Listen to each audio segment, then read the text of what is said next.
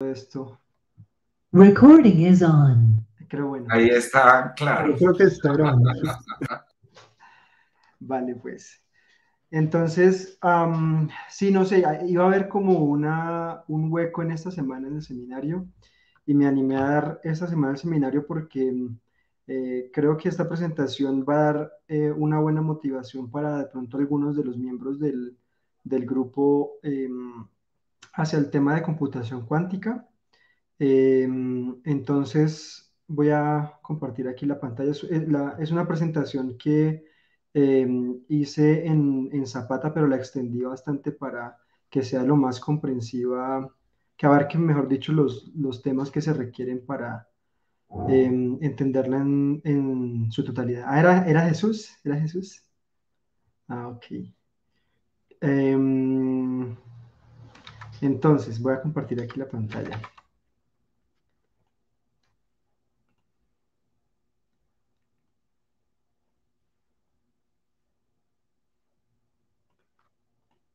Ok.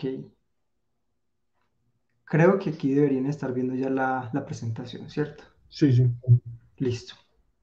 Entonces, esta es una presentación sobre un paper en particular que fue publicado hace poquito en el Archive sobre poder preparar estados arbitrarios, estados cuánticos arbitrarios. Ellos particularmente lo hacen en circuitos cuánticos, pero pues esto es un algoritmo que puede ser en general utilizado para preparar estados en general en cualquier sistema físico, que tenga una base discreta. Entonces, para poder ir a través de las ideas de este paper, que son bastante interesantes, voy a hacer como una motivación inicialmente enfocada hacia la computación cuántica. Posteriormente también una breve introducción a la notación de diagramas de redes tensoriales y finalmente pues voy a exponer como tal ya el algoritmo que pues requiere algunos de los elementos de antes. Entonces, bueno, muy rápidamente voy a pasar sobre esta primera sección sobre computación cuántica, una motivación. Entonces, bueno, ustedes saben que los qubits son en general sistemas de dos niveles y nos va a interesar particularmente aquellos que se pueden realizar en el experimento, es decir, tenemos un estado de un sistema de dos niveles como el que se muestra allí, en donde básicamente tenemos dos posibles parámetros que podemos modificar y que podemos controlar experimentalmente, que son estos ángulos teta y phi que aparecen allí. Esto es el estado de un qubit que está completamente aislado, es decir, es el estado puro de ese sistema. Pero pues, gracias a la interacción de esos sistemas reales con el entorno, ellos en general van perdiendo eh, coherencia y su estado se vuelve un estado mezclado, pero por ahora no lo vamos a tener tanto en cuenta. Sin embargo, pues es interesante poder saber cómo es que se logra este control experimental de estos estados. Entonces, este es un diagrama que saqué de este bloque, aparece aquí abajo a la derecha.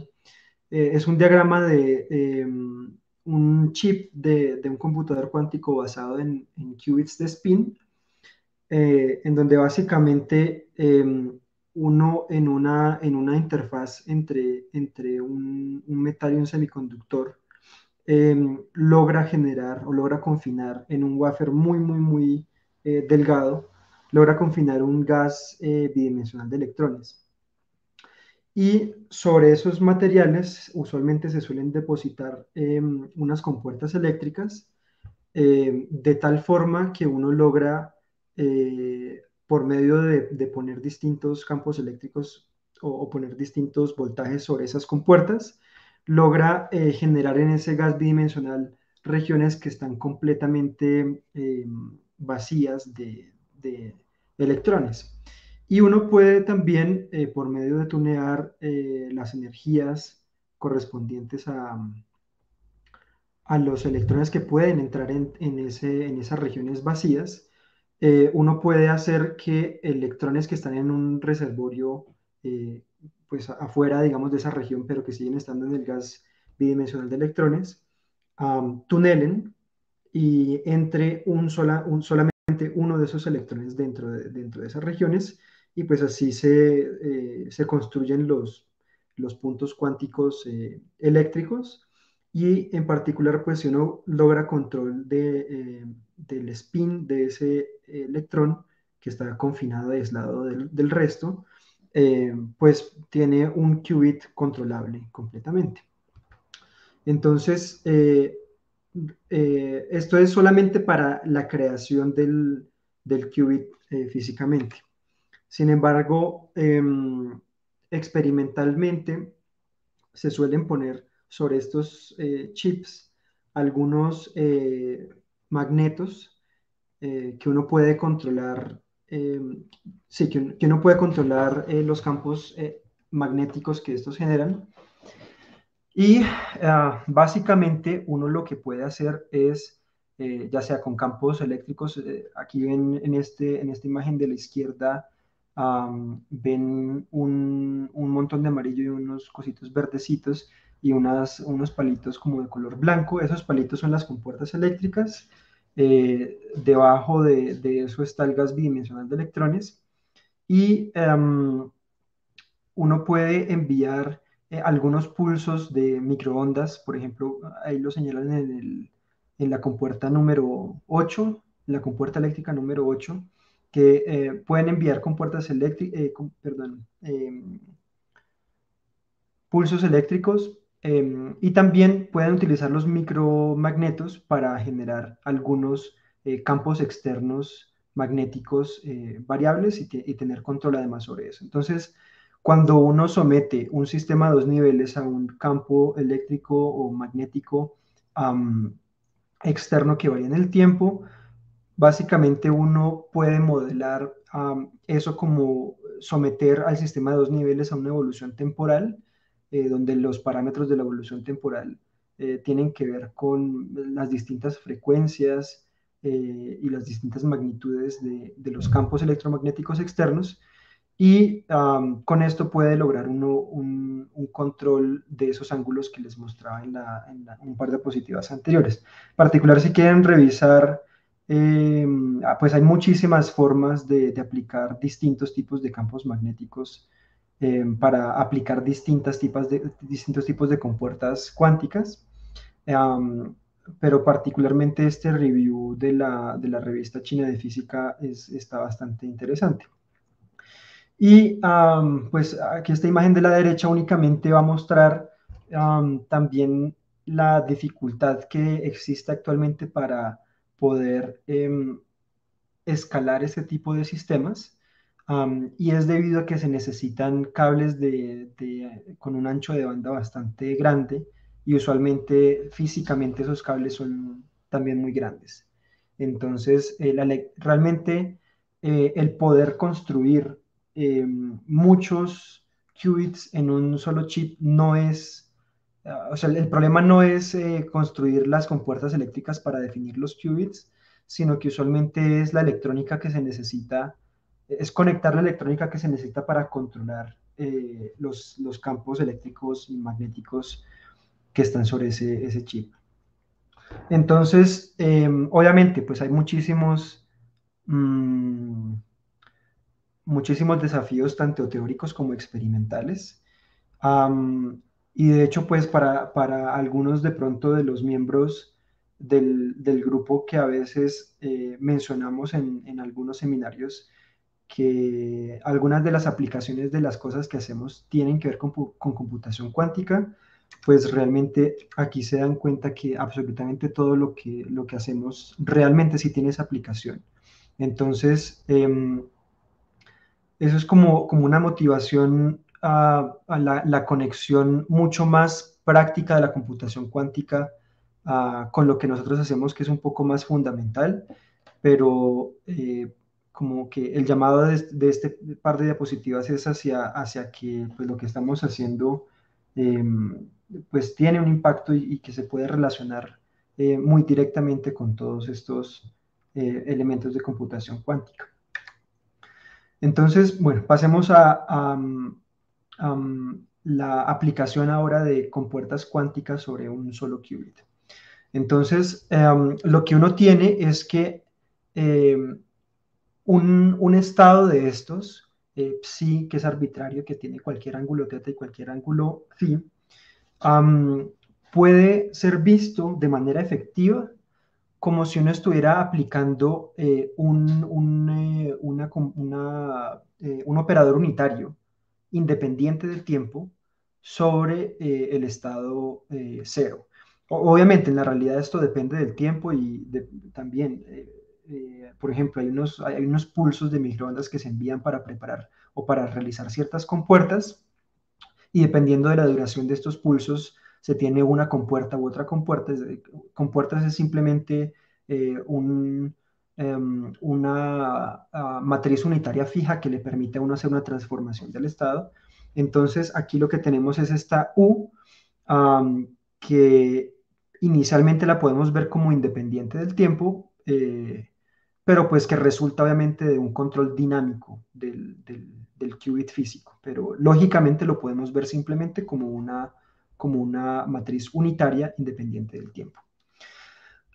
Y algunos ejemplos que ustedes pueden haber visto, ya sea en el contexto de llamarlos qubits o simplemente llamarlos, por ejemplo, puntos cuánticos con estados ground y estados excitados, son, por ejemplo, la compuerta NOT o la compuerta X, que es una compuerta que realiza un bit flip.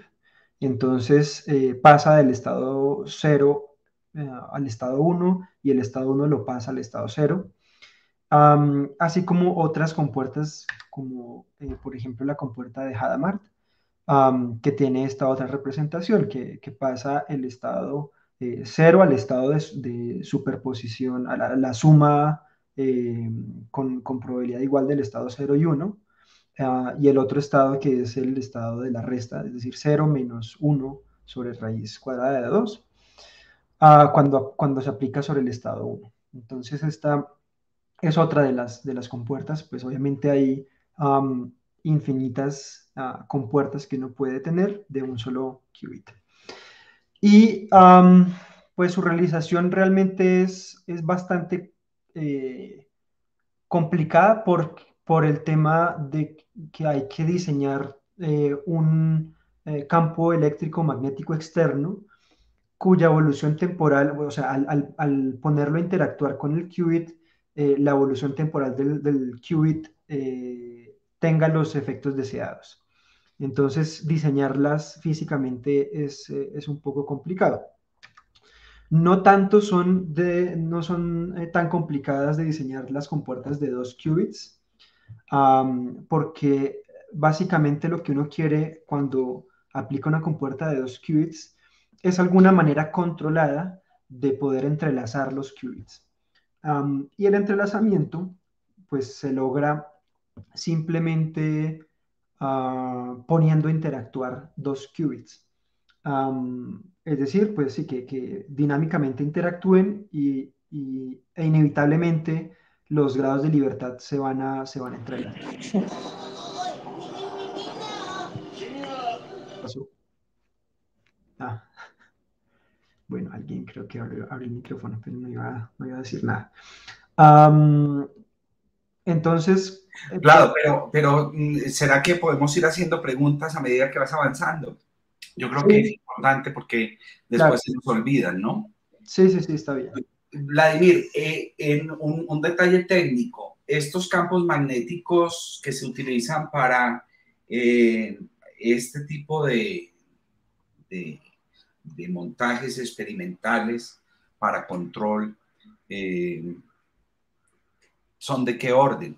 ¿Y qué tipo de cosas específicas se requieren para poderlo implementar, porque yo sé que la colocación de campos en este tipo de cosas no son tan fáciles. ¿Alguien me habla? ¿O no? Creo que no. La verdad no sé el orden muy bien. Yo he escuchado de algunos experimentos de orden de Teslas, pero efectivamente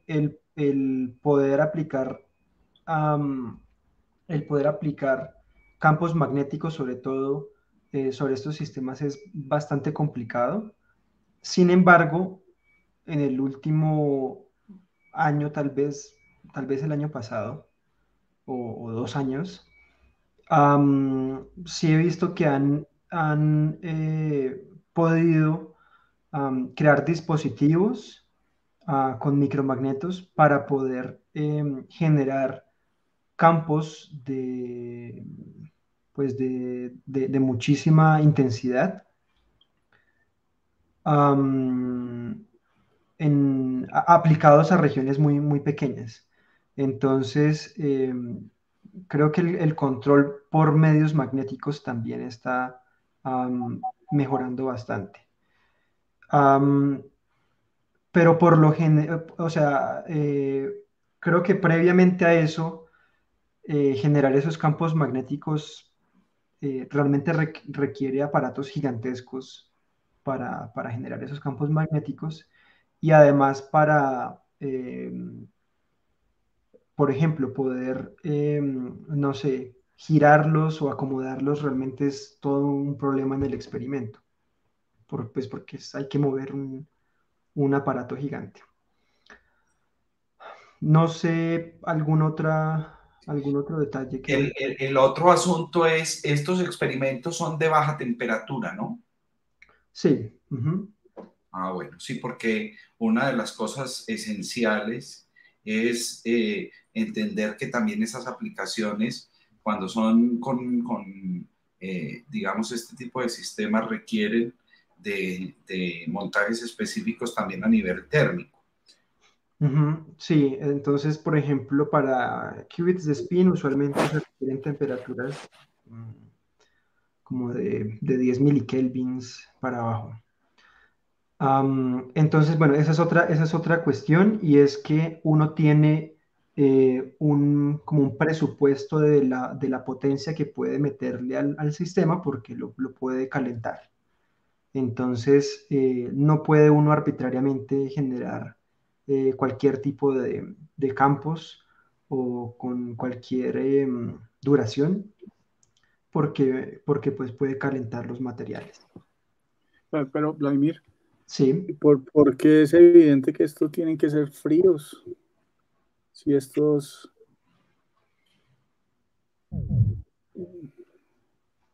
Sí, o sea, ¿por qué? Porque es evidente que tienen que estar muy fríos estos, yo no los veo.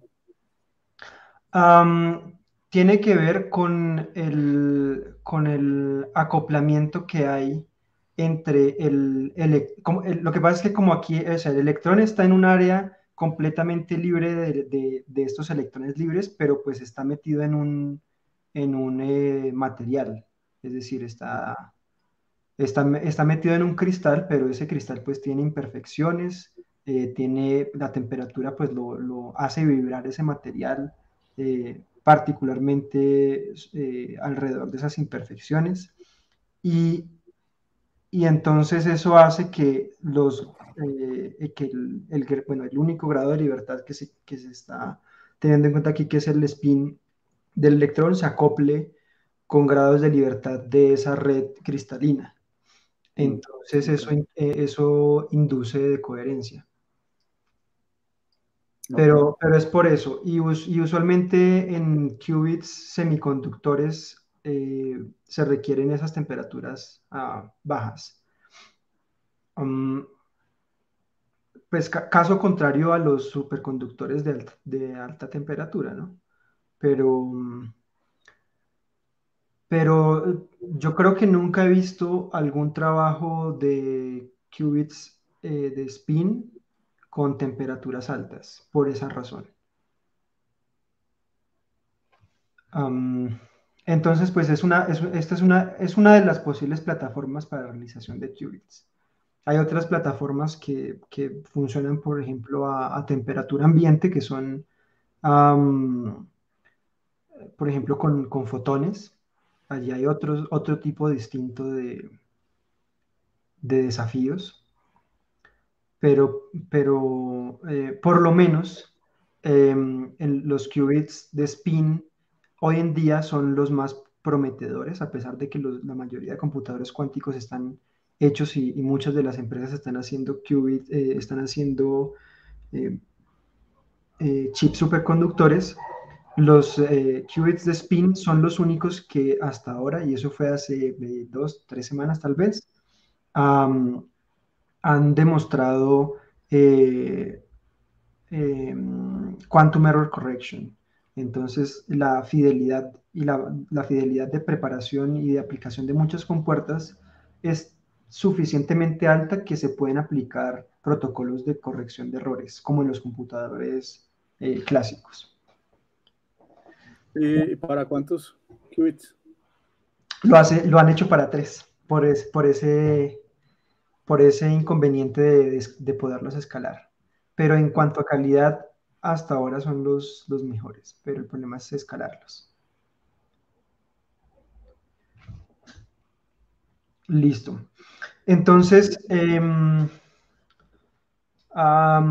bueno, ya tenemos como en general esos dos ingredientes de poder aplicar compuertas de un solo qubit y más o menos sabemos cómo es que se deben realizar compuertas de 2 qubits. Y viene algo que es bastante importante. Bueno, aquí un ejemplo solamente de una de esas compuertas que de hecho es la compuerta que es más útil desde el punto de vista de la computación cuántica lógica, que es esta CX, la Control Knot, que es básicamente una compuerta que le cambia el spin al segundo, que le cambia el spin al segundo qubit dependiendo de si el primero es 1 o no. Si es 1, voltea el spin, y si es 0, no voltea el spin. O sea, es una compuerta NOT sobre el segundo spin controlado por el estado del primer spin. Entonces, realmente, bueno, en los computadores cuánticos, ¿qué es lo que se termina realmente haciendo? Lo que se termina haciendo es generando o caracterizando muy bien cómo poder realizar un conjunto discreto y contable, pequeño ojalá, de compuertas de 1 y de 2 qubits que permita tener computación universal. Computación universal es que uno puede expresar básicamente cualquier compuerta en función o usando una combinación de unas compuertas primitivas.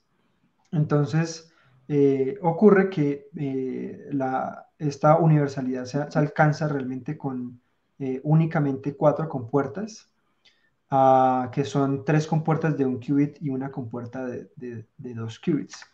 Y son estas. Entonces, a la izquierda está las compuertas de Clifford, que son la CNOT, una compuerta que es pues, la de Hadamard, que ya vimos el ejemplo, y otra compuerta que es la compuerta S, que es una compuerta de fase, que añade una fase específica a uno de los dos estados. O sea, es una fase no global, sino es una fase no trivial. Y otra compuerta que no es de Clifford, que es la compuerta T. Esto es básicamente, usualmente se suele hacer esta división. Realmente estos los 4 de ellos son generadores también del grupo de Pauli, que es realmente el grupo de compuertas de n qubits en general que uno necesita para generar cualquier compuerta que uno quiera. Entonces, digamos, solo por curiosidad, estas compuertas de Clifford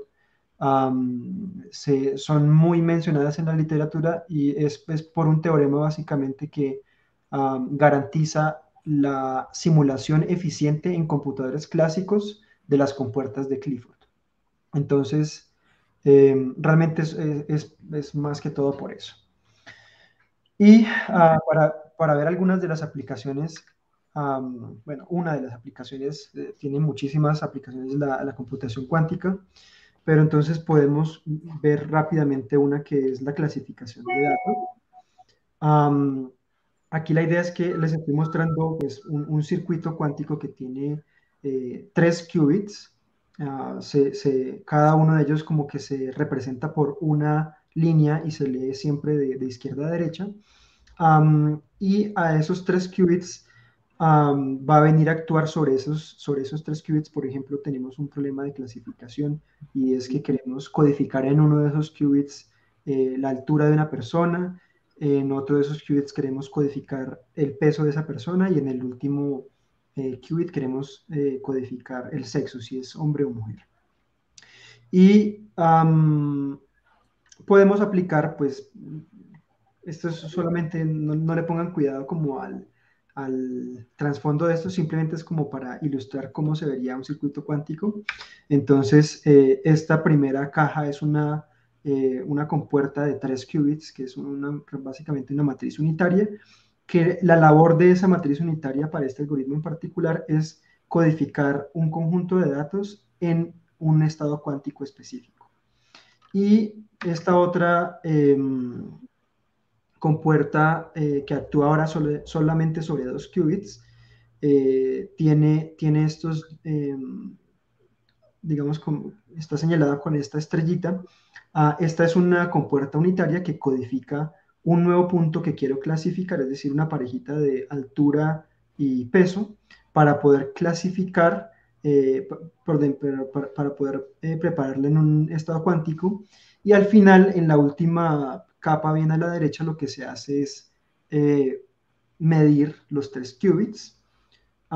Y nos interesa saber qué pasa con el tercer qubit cuando los dos de arriba son 0. De nuevo, no le pongan cuidado mucho a esas reglas, es solamente para ilustrar cómo dibuja o pinta uno un circuito cuántico. Y este circuito en particular, en la realidad, se ve una cosa así, o sea, es un larguero. Hay como unas líneas horizontales hacia la mitad y otra antecitos de las mediciones bien de la derecha. Entonces, cada una de esas compuertas realmente son muchas compuertas, y todas estas compuertas pequeñitas son compuertas primitivas. Entonces, allí ven algunas compuertas que actúan sobre solamente un qubit, y hay otras que son estas bolitas que unen a 2 qubits, que son compuertas de 2 qubits. Entonces, Vladimir, sí. nada, mm, solo para que nos ilustres un poquito. ¿Cuál es la idea aquí cuando decís que en codificar, por ejemplo, la altura en un qubit? ¿Nos puedes decir qué quiere decir eso? O sea, Okay. ¿cómo codificas eso en un solo qubit? Ok, entonces uno puede con la representación esta de los ángulos, por ejemplo, puede asumir uno que este phi es 0, por ejemplo, y el ángulo teta, no sé, puedo decir, bueno, voy a medir gente que mide desde 1 metro hasta 2 metros. Entonces, si la gente mide 1 metro, voy a hacer que el estado cuántico sea 0. Y si la gente mide 2 metros, que el estado cuántico sea de 1 en ese qubit. Y los intermedios los puedo codificar en el ángulo para que yo me pueda mover desde el estado 0 hasta el estado 1. Uh-huh. Entonces, ese tipo de codificaciones puede haber. O también lo puedo codificar, por ejemplo, en la fase phi. Bueno, esos tienen como, se llaman como esquemas de codificación de datos. Y hay varios. Entonces, bueno, particularmente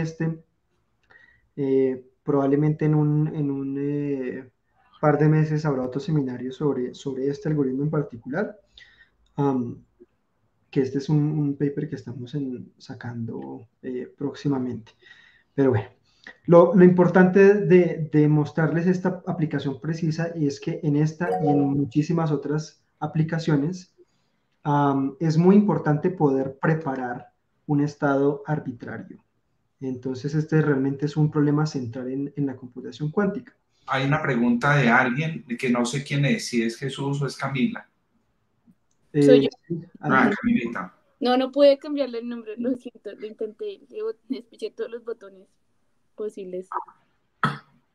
Dale. Eh,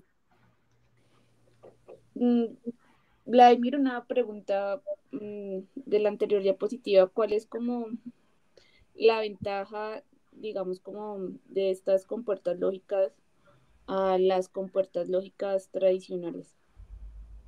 Ok, esa es una buena pregunta. Bueno, realmente yo siento que en general ¿cómo se dice? Como una forma, una mala forma de ver las ventajas de la computación cuántica. Y es la siguiente, o sea, mucha gente le atribuye a la computación cuántica el poder solucionar problemas que son de alta complejidad, o sea, digamos, que son, ¿cómo se dice? Problemas que se pueden solucionar únicamente en algoritmos am, que escalan exponencialmente con el tamaño del problema, es decir, problemas NP. Y mucha gente cree que los computadores cuánticos los pueden solucionar, los problemas NP los puede solucionar en tiempo polinomial. Am, y eso realmente es falso. Entonces, realmente la ventaja que uno tiene con un computador cuántico es la posibilidad de acceder a un espacio de Hilbert gigantesco. En otras palabras, eh, hay muchas de estas compuertas que tienen su análogo eh, clásico. Sin embargo, tal vez la característica de la mecánica cuántica que más explota en los computadores cuánticos es la superposición, que es algo que no se tiene en la computación clásica. Para poder simular una superposición en un computador clásico, necesariamente tiene uno que tener estados del sistema físico, es decir, de los bits, am, y uno debe llevar una estadística sobre esos bits. Es decir, para cada elemento de una muestra yo qué sé, una configuración de spines, si uno está modelando, por ejemplo, un sistema de Ising, uno debe guardar esas configuraciones en memoria, am, necesariamente en la computadora clásica, pero en un computador cuántico no. En un computador cuántico, toda esta información está codificada en el estado cuántico del sistema de qubits. Ahora, ¿cuál es el problema realmente? O sea, esa es la cuestión. O sea, podemos definitivamente solucionar problemas mucho más grandes de los que podemos solucionar en un computador clásico. Sin embargo, el problema es que podemos preparar el estado perfecto, pero el problema viene es cuando uno necesita acceder a la información de ese estado. Cuando uno necesita acceder a la información de ese estado, necesita medir. Y así tenga algunos protocolos buenos para medir, usualmente requiere también hacer una estadística sobre la medición. Entonces, al final, termina uno teniendo es decir, termina uno como transfiriendo la dificultad del problema, ya no de representar un problema gigantesco, sino ahora de poder extraer la información de de un conjunto de qubits que pues, puede tener muchísima información guardada allí, pero para accederla hay que medir. Entonces, por ejemplo, usualmente lo que uno hace, si uno quiere sacar una estadística de lo que está aquí al final de esas mediciones, uno lo que hace pues es preparar este circuito cientos de veces, este circuito de acá de abajo, cientos o miles de veces, y medir y al final sacar alguna estadística. Eso le permite a uno, por ejemplo, hacer una tomografía del estado cuántico pero afortunadamente en la mayoría de las aplicaciones uno no necesita sacar una tomografía del estado cuántico, sino que puede quedarse con criterios muchísimo más débiles que den solamente esbozos de lo que es el estado cuántico en unas regiones particulares de interés. Entonces, básicamente la respuesta es que hay unas compuertas cuánticas. Las compuertas cuánticas, la ventaja que tienen sobre las clásicas es que te pueden preparar estados de superposición, a los cuales no puedes acceder en un computador cuántico. En un Carlos computador tiene, cuántico. Carlos tiene una pregunta también, Vladimir. Sí. Estás. Bueno, hola, no, ya, es que, no, pero ya Vladimir la respondió y era que yo no había entendido a qué se refería con las compuertas clásicas y quería preguntar eso, pero ya entendí que es en un computador clásico. Ujú. Ujú. Listo. Y tal vez vale la pena, Vladimir, en la dirección en la que ibas. Yo aquí ando preparando unas cosas y había llegado a una idea interesante que vos nombraste ahí. Y es que tiene que ver, lo que estabas diciendo que tiene que ver con lo que pregunté antes, ¿no? Que la posibilidad, o sea, en un bit clásico, y por eso te pregunté lo de la altura y lo del peso, que cómo lo codificaba uno aquí, pues eso era lo que estaba tratando yo de insinuar, y era que en uno clásico vos solo puedes poner un 0 o un 1 en un bit. Ujú.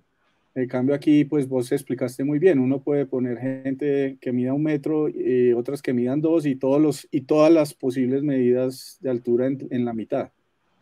Y Ujú. todo eso en un solo qubit, Ujú. que eso clásicamente no se puede hacer, por ejemplo. Exacto. Ujú, Así es, listo. ujú. Am, vale, entonces, ¿cómo hace uno para, en general, o cómo escribe uno este problema de preparar un estado en un computador cuántico? El problema se ve así. Se ve, arranca uno, bueno, adicionalmente tengo que decir que usualmente los computadores cuánticos tienen una facilidad con preparar el estado trivial del sistema cuántico, que es que todos los qubits están en el estado cero y es un estado que es un producto tensorial de estados ceros. Entonces, es el estado 0000, ese es con lo que uno siempre arranca. Entonces, el problema realmente es encontrar un circuito. Un circuito es simplemente muchas compuertas. A este circuito lo vamos a llamar C, de tal manera que esta fidelidad, aquí, si quieren ponerle el valor absoluto a este elemento de matriz o como quieran, pero si, por ahora, digamos, tomemos lo complejo, pero cuando me refiero yo a fidelidad, saben que es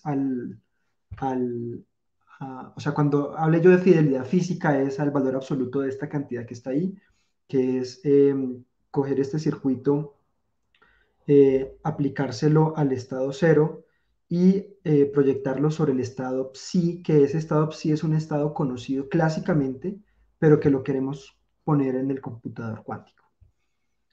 Entonces, lo que queremos es encontrar ese circuito que maximice esa fidelidad.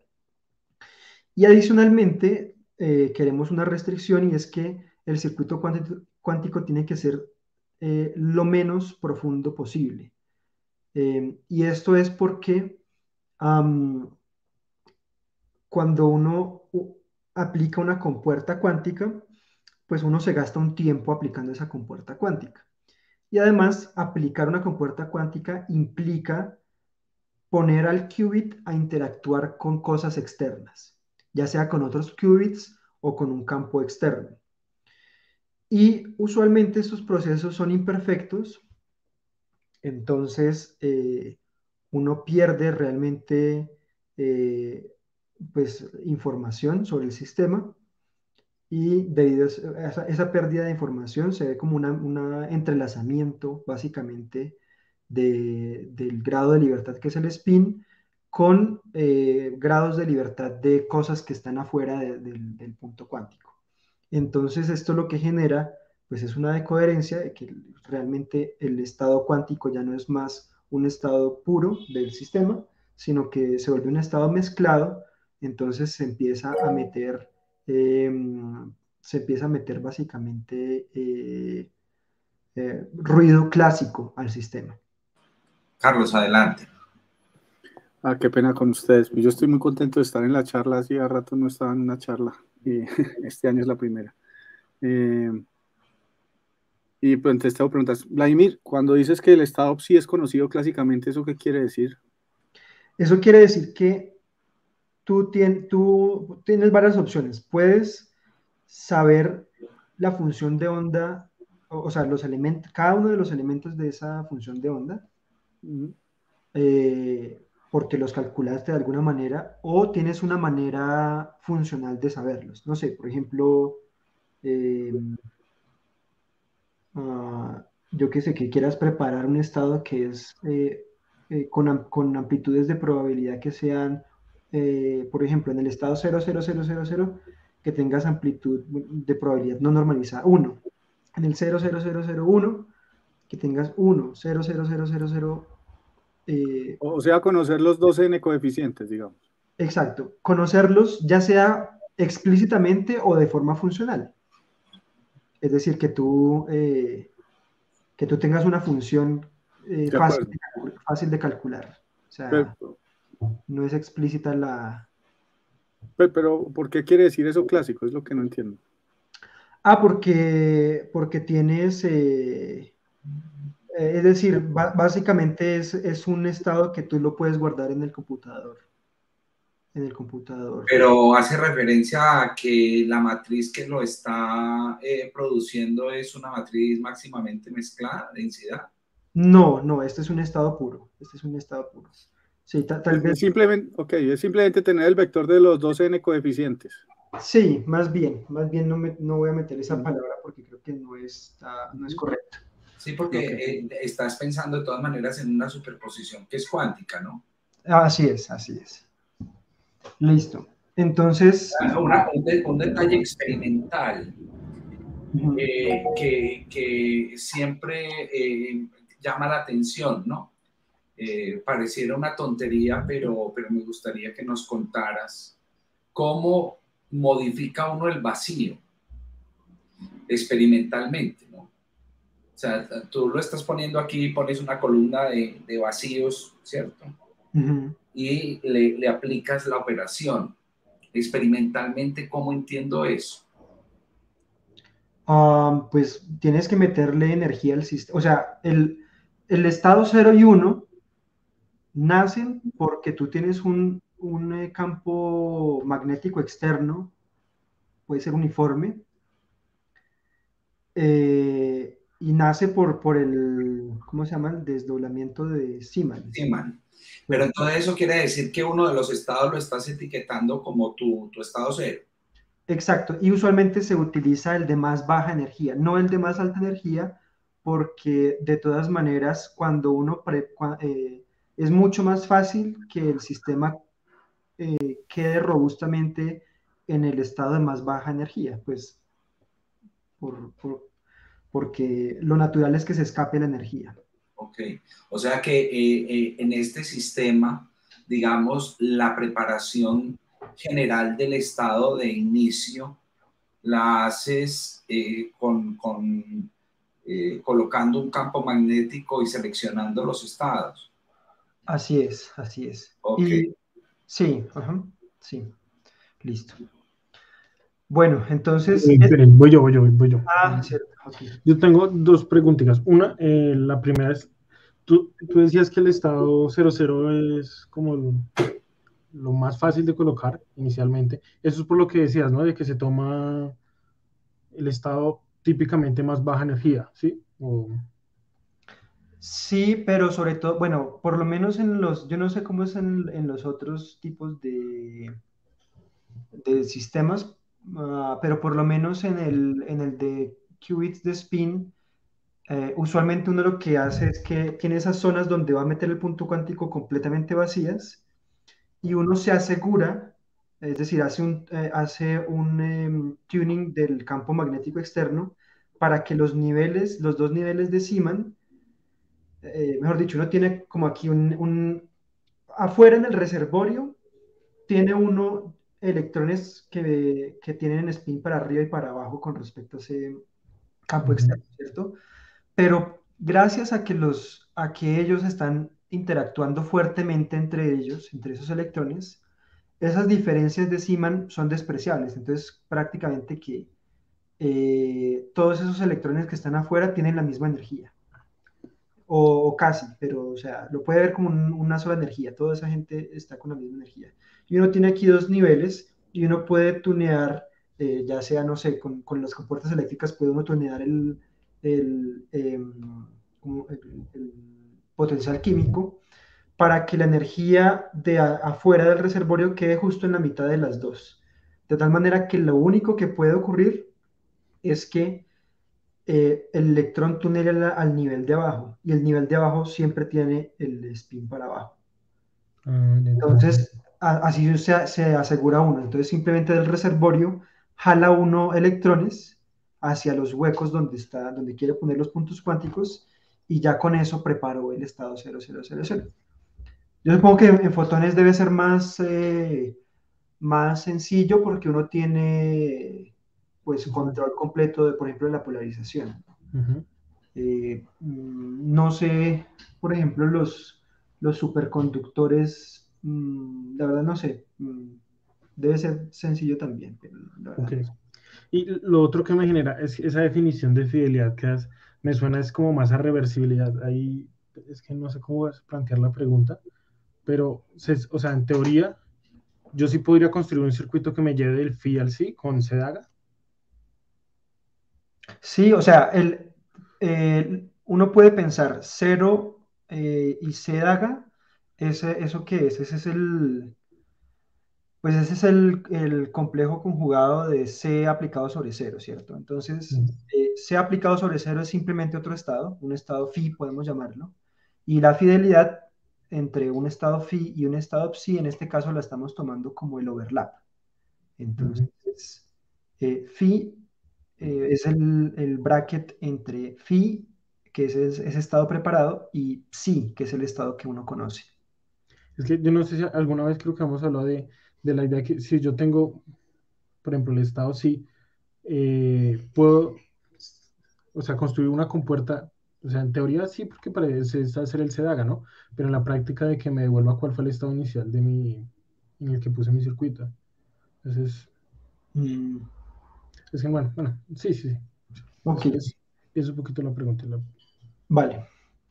Entonces, bueno, ahora vamos a pasar. Entonces, este es el problema que hay que solucionar. Para mostrar las ideas de cómo solucionarlo, voy a usar diagramas de redes tensoriales porque son como más amigables de pronto para hacer cálculos rápidos. Entonces, seguro, por lo menos yo hasta hace un tiempo no sabía nada de redes tensoriales, entonces es muy fácil y está chévere. Entonces, Vladimir, un detallito antes de pasar, ok, porque sé que aquí ya la cosa va a densificarse. Mira, ¿qué tan viable es experimentalmente que la operación C sea sin disipación, sea libre de disipación? O sea, en términos del control, es posible que esa generación del Estado se haga de una manera libre de disipación.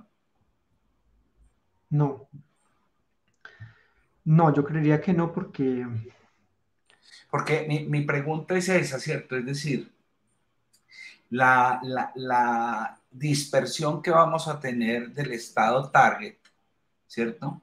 Dependerá mucho de ese recuadro C, ¿no?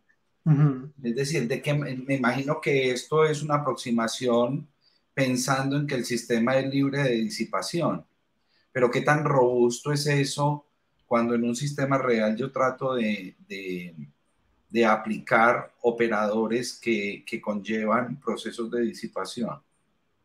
sí, no, esa en general es una pregunta muy importante, desde varias perspectivas. La primera es que uno realmente no tiene, bueno, uno sí tiene modelos, pero son difíciles de calcular. Eh, pero en la práctica, la gente que está haciendo computadores cuánticos tiene modelos terribles de ruido. O sea, realmente ellos modelan el ruido y lo que obtienen en el experimento es muy distinto a lo que obtienen en una simulación con ruido, que eso lo hemos visto y que lo vamos también a, ¿dónde está? Que lo vamos a presentar acá en este paper de acá, en donde se ve, es notoriamente que los modelos de ruido, por ejemplo, de IBM son terribles. Y lo otro es que en la medida en que uno puede hacer modelos de ruido buenos, puede uno hacer el proceso este de ingeniería reversa, ¿no? Es decir, uno sabe cómo más o menos se va a arruinar el estado. Entonces, con ese conocimiento, ¿será que puede uno limpiar las medidas para obtener lo que realmente el Estado fue o debería ser? Entonces, esa es una línea de investigación súper activa ahora em, de poder utilizar modelos de ruido para diseñar algoritmos robustos a ese ruido. Y el otro detalle es en la misma dirección la fidelidad. Cuando uno habla de fidelidad, siempre lo pone como una medida de distancia del Estado, ¿no? Sí. Pero la pregunta es, ¿cuáles son las franjas aceptables de la fidelidad en términos de aplicaciones? Ya, sí, realmente yo no sé cuál es el número, pero es altísimo, es como 99 yo qué sé, 99.95, una cosa así, que es lo que se requiere para poder realizar muchos de los algoritmos de Quantum Error Correction. Entonces, muy poquitos sistemas son capaces de generar o de aplicar compuertas con esa precisión. Creo que experimentalmente, sí, es que fueron 3 papers que salieron en Nature, todos sobre spin, ¿cómo se llama? Puntos, como qubits de spin, y todos diciendo pues que son grupos independientes, pero que son los primeros en lograr esas fidelidades tan altas, y que pudieron realizar algoritmos de corrección de errores. Carlos tiene una pregunta. Sí. Sí, quería comentar lo que dijiste tú, Herbert. Y pues, aprovechando que Vladimir está ahí con lo último, lo más actualizado, pero el punto es que de momento, pues uno lo que quiere hacer, digamos, uno quiere trabajar sin que haya de coherencia, ¿no? Y entonces pues uno casi, bueno, no sé, tal vez me estoy aquí enredando. Lo único que iba a decir así era como que las compuertas que están haciendo en este momento, pues eso, tienen ruido y pues uno quiere que no tenga, ¿no? La idea es hacer un computador que si uno mete estados puros, saque estados puros, ¿no? Esa es la idea. Entonces, sí, pues no está pensando, siempre que le sale aquí al lado derecho un estado mezclado es un complique. Pero en la respuesta de lo que dijo Vladimir, yo te quería preguntar, Vladimir, está en lo que hablaste de que era un tema que estaba caliente, eso sonaba como, o sea, sacan un modelo de ruido y con eso, y miran lo que les da, ¿no es cierto? Y la idea es devolverse, entonces eso sí se puede hacer, porque pues en la esencia No, de la de coherencia está la irreversibilidad, ¿no? Entonces, pierdes, pero no se puede hacer, pero se puede recuperar algunas cosas. No estoy completamente al tanto. Algunos compañeros allá en Zapata hacen ese tipo de cosas. De pronto sí te puedo mostrar de pronto después algunos papers, pero yo realmente no estoy muy enterado de ese tema. Pero sé que pueden intentar limpiar o al menos al vuelo, o sea, mediante la aplicación de esas compuertas, ir haciendo unas mediciones que te aseguran menor coherencia. Ujú.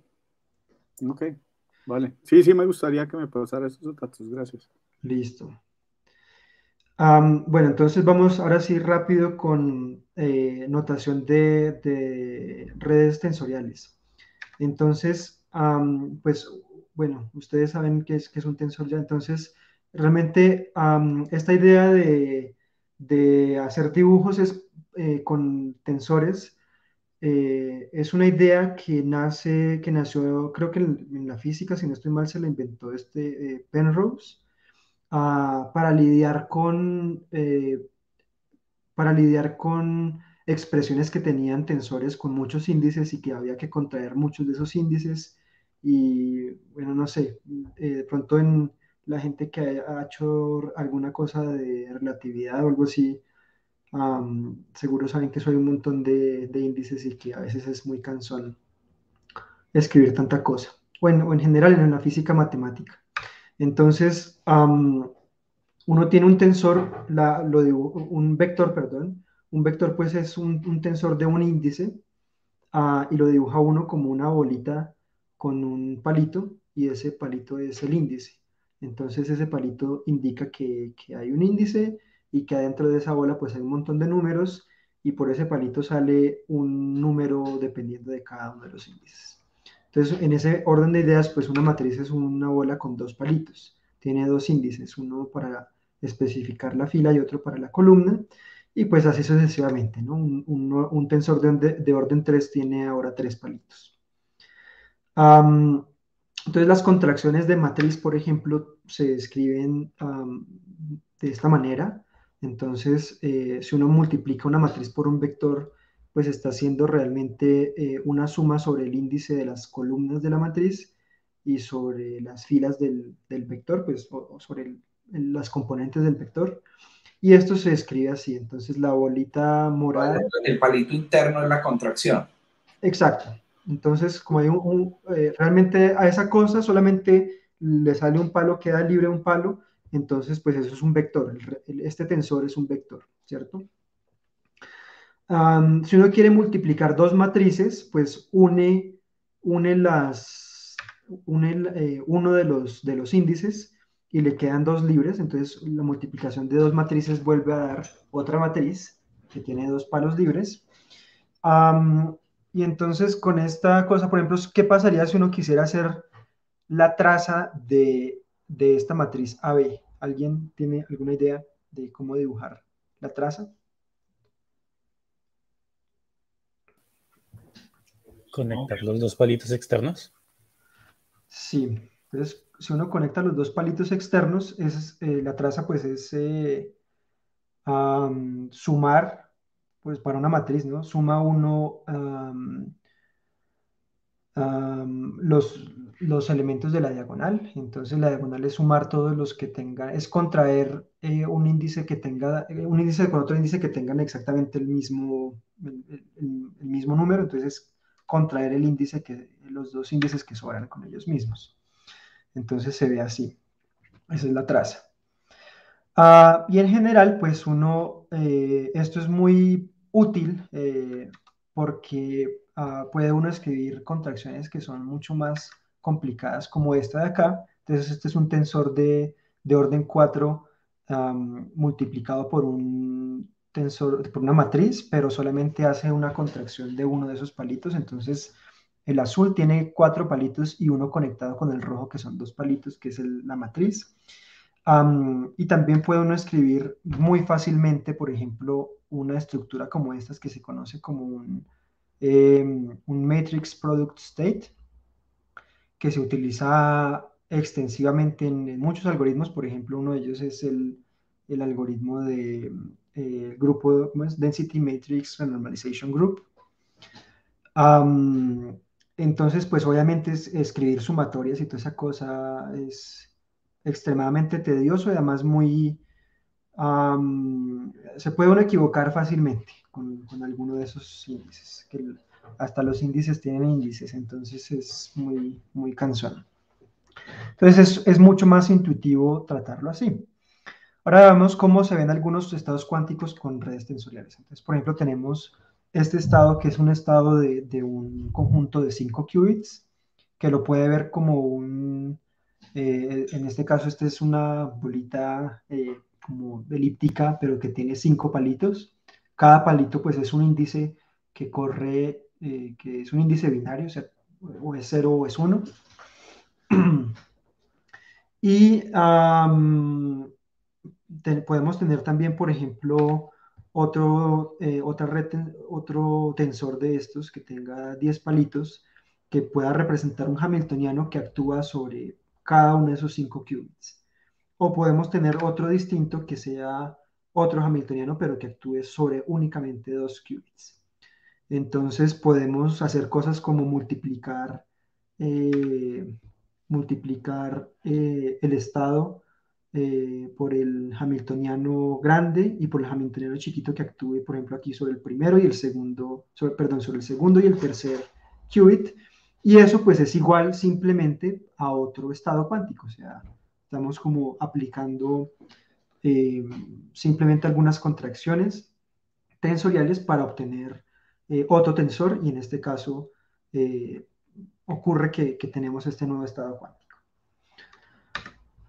También podemos, aunque de una manera un poquito más artificial, podemos representar matrices de densidad, algunos proyectores, también las trazas parciales, que son muy importantes, sobre todo para aplicaciones de quantum information, se pueden también dibujar. Entonces, por ejemplo, tenemos una matriz de densidad para un estado puro.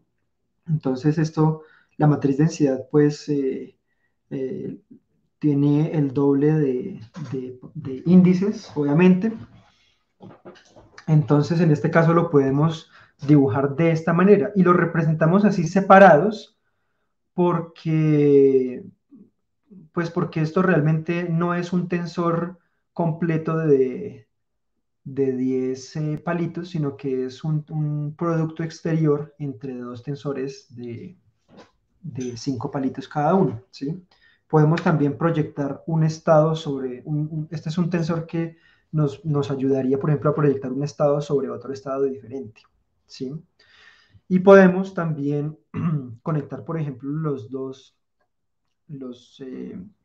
4 índices de más abajo, de esta manera, para generar una traza parcial. Aquí estaríamos trazando parcialmente sobre el cuarto y sobre el quinto qubit, y esto nos dejaría un tensor con 6 palitos. Este ya es un estado pues que está, no sé si está mezclado, no estoy seguro si está mezclado realmente. Pero bueno, puede estar mezclado. De forma genérica debe estar mezclado, sí. Creo que sí. Listo. Entonces, pues ustedes ven que de toda esta cosa que les he estado hablando, hay como una cierta relación, además diagramática, entre los estados, los circuitos cuánticos y también las redes tensoriales. O sea, básicamente una de esas líneas las puede mirar como si fueran, o sea, cada uno de los índices es como si fuera un qubit, y uno puede ir aplicando matrices o tensores sobre esos qubits específicos, como si uno estuviera aplicando compuertas. Entonces, esas definitivamente son como similitudes entre las dos, ¿no?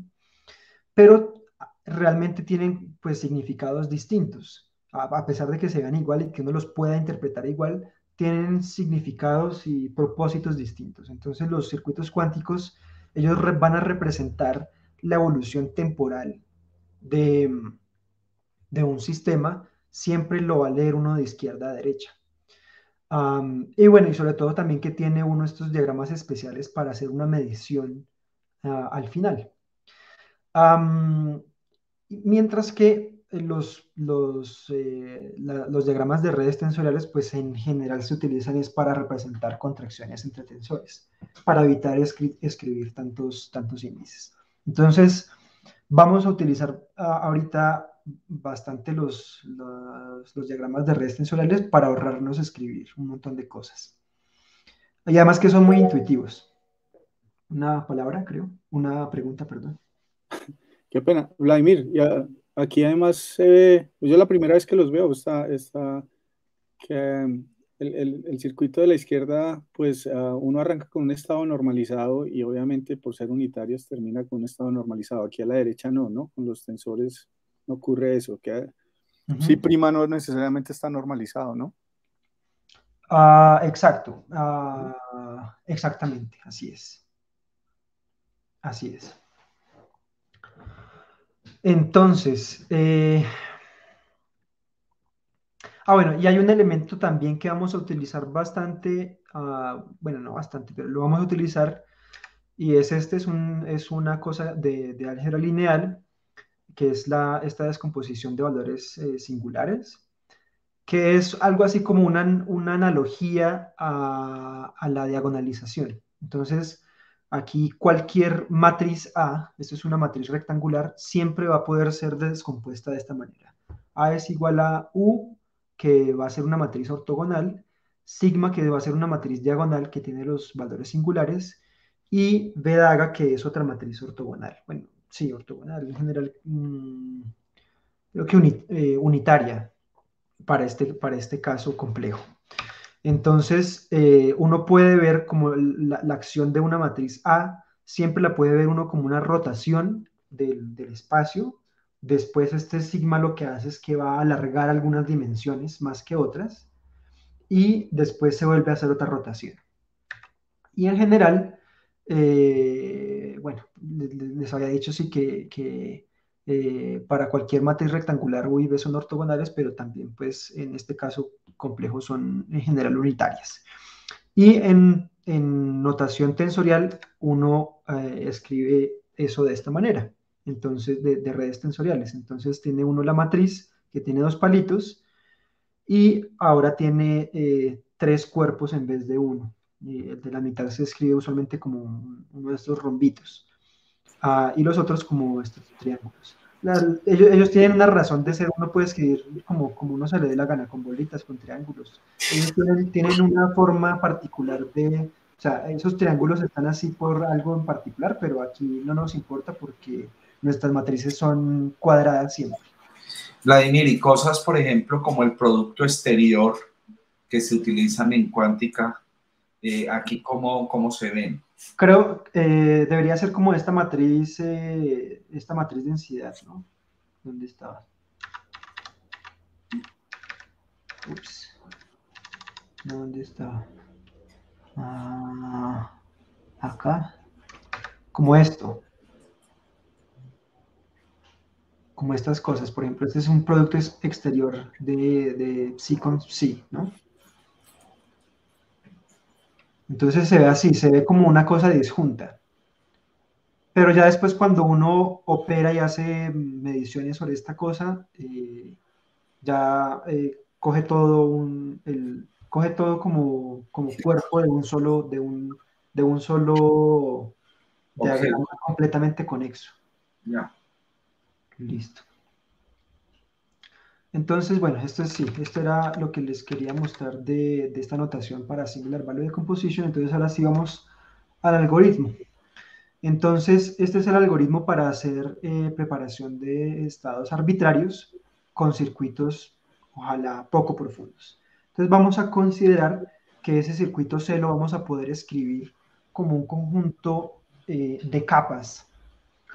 Y lo vamos a hacer de esta manera, pues porque vamos a tener control sobre las capas y pues las capas nos van a hablar sobre la profundidad de ese circuito. Entonces, esta fidelidad que teníamos, que era 0 por C daga por psi, pues la podemos volver a reescribir únicamente teniendo en cuenta que nuestro circuito C ahora es un producto de estas matrices, ¿cómo se llaman? Unitarias. Entonces, solamente por notación vamos a introducir, pues, bueno, esta fidelidad es exactamente igual que esta fidelidad, ¿no? Simplemente reemplazamos C por el chorrero de capas que tenemos.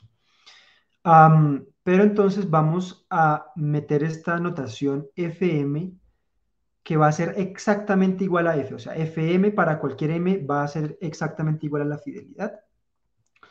Y hemos definido aquí estos estados phi y psi, phi por la izquierda, psi por derecha. Este phi lo podemos ver pues como este estado acumulado de compuertas por izquierda, y este estado psi lo podemos ver como este estado acumulado por derecha. Entonces, bueno, como les decía, este FM es la fidelidad. Para cualquier M siempre va a ser la misma fidelidad. ¿Listo? Entonces ahora vamos a encontrar cuáles son las mejores capas que vamos a poder sacar de allí. Entonces, de nuevo, arrancamos de acá solamente para visualizar. Vamos a utilizar 4 qubits aquí en estos diagramas. Entonces tenemos este montón de compuertas. E inicialmente vamos a asumir que cada compuerta de estas unitarias, aquí están actuando sobre 4 qubits, pero realmente podemos asumir que actúa sobre 2 qubits únicamente. Entonces, por ejemplo, la enésima capa, que es esa UM del centro, puede ser o como se muestra arriba, o como se muestra en la mitad, o conectar el de arriba y el de abajo, cualquiera de las combinaciones posibles. Y de nuevo, para visualizar solamente voy a coger el de arriba, pero pues esto es para cualquiera, o sea, para cualquier parejita de qubits que yo haya escogido. Entonces, esto que está aquí antes de esa compuerta UM es lo que llamábamos psi de m-1, y lo que está a la derecha es lo que llamábamos psi de m+1. Y vamos a definir una cosa que vamos a llamar el tensor de fidelidad como lo siguiente. Entonces, el psi de m-1 lo vamos a dibujar como lo que está a la izquierda, que sería un triángulo de color rosado con 4 paticas, y el psi m+1 es el estado de la derecha, que es el triángulo naranja con 4 paticas, pero el tensor de fidelidad, como el enésimo actúa sobre los 2 primeros qubits, entonces lo que vamos a hacer es vamos a hacer la traza parcial sobre los otros qubits que no sean los de la compuerta M. Entonces aquí nos quedan, para este caso en particular, pues quedan las 4 patas de arriba quedan libres, pero el resto quedan amarradas porque hicimos esa traza parcial. Y noten que si nosotros multiplicamos este tensor por la matriz unitaria U, que esta es esta es la multiplicación F por U daga que acabo de hacer, o sea, simplemente le añadí esa bola gris, y como esa bola gris, que es UM, actúa solo sobre los 2 qubits de arriba, pues solamente está ahí, simplemente quedaron otra vez 4 cositos. Pero si nosotros volvemos a hacer traza parcial sobre el qubit 0 y sobre el qubit 1, amarramos esos otros 2, y vean que esta parte de la derecha, pues no es más que psi m, es decir, que siempre que nosotros hagamos estas trazas del tensor de fidelidad con una matriz UM, lo que vamos a obtener pues es la fidelidad FM, que es igual para todos los M's posibles. ¿Eso quedó claro o quieren otra vez repasarlo o cómo lo vieron? Yo sigo insistiendo, esos procesos escalonados como de composición de operadores, pues deben incrementar el error, ¿no? Uh-huh. Porque obviamente si yo no hago de un solo tacazo la construcción del Estado, sino que voy a tener preparaciones escalonadas, pues obviamente voy a tener un error acumulado, ¿no? Sí. Sí, pero la idea aquí es que el número de capas sea la menor posible. Es decir, que el número de compuertas aplicados sea el menor posible. Ya. Listo. Entonces, ¿alguna otra pregunta? A mí sí me gustaría que explicaras lo último de cómo llegaste a la fidelidad M. Ok, entonces podemos volver rápido a la fidelidad. Creo que aquí se muestra la fidelidad. Entonces, la fidelidad es esta de acá, ¿cierto? Que es phi de m-1 por um aplicado sobre psi de m más 1. Pero este aplicado sobre psi de m más 1 es igual a psi m. ¿Eso lo veo o no lo veo? Sí, claro. Aquí están las definiciones de, por ejemplo, psi m aquí incluiría el ¿sí? Entonces, aquí abajo en este diapositiva se hace lo siguiente, entonces. Esto que está aquí señalado en verde es el triángulo amarillo que es psi m más 1 y se multiplica por y ese es el estado psi m, ¿sí? Y está con una traza completa con el estado psi de m menos 1. Es decir, perdón, eso no es una traza, simplemente esto es simplemente la proyección de lo de la izquierda, que es phi m menos 1, el rosado, sobre el verde, que es phi m, psi m. O sea, está proyectando los dos estados. Vladimir, pero así esta definición de fidelidad le puede dar a uno un complejo, ¿no? Sí, aquí le da uno un complejo, pero ahorita, o sea, pensemos siempre en que vamos a sacarle ahorita el valor absoluto a esto. Ok. Yo tengo una pregunta. Entonces, ¿qué se espera de esa fidelidad? ¿Que sea un monótono, donde cada vez la construcción del Estado vaya siendo mejor hacia el target? ¿O puede disminuir en la medida en que voy metiendo cada uno de los operadores? ¿Qué se espera de esa fidelidad? Ok, entonces esa fidelidad, la idea es que uno la vaya incrementando a medida que va poniendo más capas. Sin embargo, eso no significa que uno tenga que poner muchas capas para alcanzar una fidelidad grande. ¿Por qué? Porque uno puede transferir la información del estado a las compuertas de una forma muy eficiente, como lo vamos a ver. O sea, la idea es mantener el número de capas lo más bajito posible. Sí, pero entonces si yo hago una gráfica de esa fidelidad en función del número de capas, debe ser un monótono, según lo que tú entiendes. Así es, ajá, sí. Okay. Debe crecer la fidelidad, pero debe estancarse, ¿no? Como un logaritmo. Pues, no un logaritmo, como un sigmoide, una cosa así. Un sigmoide, que sí se estanca, el logaritmo no se estanca. Listo. Entonces, ahora veamos en nuestro SVD, nuestra descomposición, cómo viene a actuar. Entonces, vamos a arrancar de este tensor, que es el tensor de fidelidad. Y ese tensor está libre en los dos primeros qubits, pero, o sea, para este caso particular son los dos primeros qubits, pero esos pueden ser cualquier pedazo de, cualquier pareja que yo quiera. Y esto, vean que lo puedo dibujar exactamente igual a esto. ¿Por qué? Porque realmente solo tengo 4 palos libres y aquí los tengo. Y cada uno de ellos hace referencia a un qubit, pero pues esto es un operador, entonces tengo como parejitas de qubits. ¿Eso es claro? ¿Hay alguna duda con respecto a eso? A ese dibujo. Yo creo que es claro. Aquí entonces viene un truco que uno puede hacer, que por ejemplo cuando uno programa usualmente puede hacerlo por medio de un reshaping del tensor, pero lo puede ver uno como esta operación triangular de arriba, y es hacer un merge entre dos índices. Puede uno coger dos índices, 0, 1, un índice que va en 0, 1 y el otro índice que va en 0, 1, y puede uno sacar un índice que tome los valores 0, 1, 2 y 3. ¿Sí? Puede uno hacer esta conversión. Entonces esto es básicamente un reshaping del tensor. Tenemos un tensor de orden 4 en la mitad y a la derecha tenemos un tensor de orden 2, es decir, una matriz. Y adicionalmente pues es una matriz cuadrada. Y entonces a esta matriz le podemos hacer un SVD y nos queda esta cosa de acá.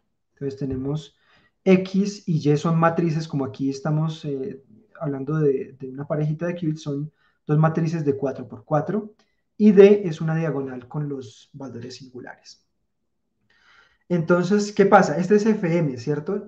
Y acuérdense que si uno lo multiplica por UM y hace la traza sobre lo que queda, obtiene uno la fidelidad, ¿cierto? Entonces uno hace esto.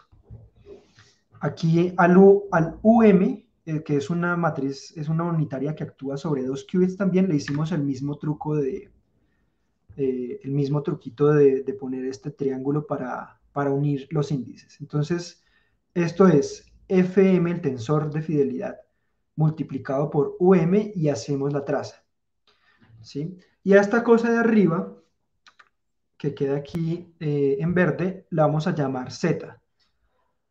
¿Por qué? Porque si la llamamos Z, nos queda muy fácil mirar que la fidelidad FM está escrita simplemente es una traza de Z multiplicada por D, ¿sí? Y en particular, como D es una matriz diagonal, nos queda así de sencillito. O sea, FM es la suma de DI, el número DI, bueno, suma sobre I, del número DI por el elemento de matriz Z y I, la diagonal de esa matriz. Ahí hay una pregunta. Sí, Vladimir, te puedes regresar una transparencia. Este truco, no, así, aquí abajo. Este truco de esta última gráfica que está tan bacana, pues eso se puede hacer con cualquier dimensión, ¿cierto? Ese reshape. Es si no Sí. contar todos los índices otra vez, pues cuántos números hay y ponerlos en un solo índice. Sí, uno lo puede hacer con cualquier. Sí. O sea, ok. Está bien bonito, sí. Listo. Entonces uno termina con esta cosa de acá, ¿no? Que, bueno, aquí otra vez está el mismo dibujo. Pero hay algo muy importante aquí, y es que X, o sea, los triángulos, los dos triángulos son matrices unitarias, y UM también es unitaria. Entonces Z, pues es unitaria. Como Z es unitaria, preserva la norma. Y lo más importante, o sea, la consecuencia más importante que vamos a utilizar es que las columnas de Z tienen longitud 1, o sea, son vectores de longitud 1. Entonces aquí es donde la fidelidad ahora sí toma su sentido físico porque le tomamos el valor absoluto. Entonces esa fidelidad es simplemente el valor absoluto de esa suma también. Y eso tiene una cota superior, que es por la desigualdad triangular, queda como lo que está arriba, ¿cierto? Entonces, gracias a que las columnas de Z tienen longitud 1, es decir, si hacemos estas sumas, básicamente lo que estamos diciendo es esto, que la suma sobre I de los Z y J, módulo cuadrado de eso, con un J fijo, siempre vamos a tener que esa suma es 1, ¿sí? Y ahora la pregunta es, ¿qué le tenemos que hacer a esa Z para maximizar la fidelidad? Entonces, lo que queremos es maximizar la fidelidad, pero podemos por ahora maximizar la cota superior y después ir hacia esa cota superior. Entonces, la manera en cómo maximizamos la cota superior es que, como bueno, a la derecha tenemos suma de DI por ZII, ¿cierto? Por el módulo de ZII. Todos los DI son valores singulares y esos valores siempre son positivos. Y los valores absolutos, los módulos también son valores positivos, o sea que el ZI tiene que ser lo más grande posible. Y eso se logra si pues el módulo de ZII es 1 y el módulo de ZIJ es 0, porque pues tenemos la restricción de que las columnas tienen que tener esa longitud de 1. Y pues esto implica inmediatamente que esos son números que están en el círculo unitario del plano complejo, ¿sí? Y esto lo que hace es que nos va a maximizar esta cota superior de la fidelidad. ¿Y eso no es equivalente a diagonalizar Z? Porque si es unitaria, los valores propios deben ser así, ¿o no? Sí. Sí, exacto. Ajá. Sí, exactamente. Entonces, exacto, entonces tienen que ser así. Entonces, ahora podemos maximizar, ya digamos, tenemos esta consecuencia, que sí, efectivamente es porque z es unitaria, y lo que podemos hacer es ahora maximizar ya la fidelidad como tal. Entonces, si hacemos esta suma para los 4 qubits que tenemos, para los 2 qubits que tenemos, perdón, que son nos daban una matriz de 4 por 4, esta z. Entonces tenemos estos números aquí en el plano complejo y el final pues esa es la fidelidad. Y si lo que queremos es maximizar la fidelidad, pues lo que debemos hacer es alinear todos los números. Y pues esto es trivial, ¿no? Entonces simplemente z va a ser la identidad multiplicada por una fase arbitraria que no nos importa, la podemos sacar. Y, o sea, volviendo a la definición de Z, que es la multiplicación de las matrices que salieron del Singular Value Decomposition, que ensanduchan a esta UM, lo que nos dice esto es que UM tiene que ser igual a X por Y. Y esto nos da el mejor UM. Pero, o sea, bueno, este algoritmo, o sea, ¿realmente qué está haciendo? Realmente lo que está haciendo es extrayendo información mejor dicho, lo que está haciendo es alinear la transformación de tal manera que yo maximice la proyección que tiene mi estado antes de la matriz al estado que yo voy a obtener después de la matriz que es un estado que está cerca del estado que yo quiero preparar. Y el SVD lo que me ayuda es a encontrar esas direcciones en las cuales yo maximizo esa transferencia de información. Vladimir, ¿sí? y si el estado target es un estado que tiene propiedades de simetría, ¿cómo puede ser incluido eso en la técnica? No sé, la verdad.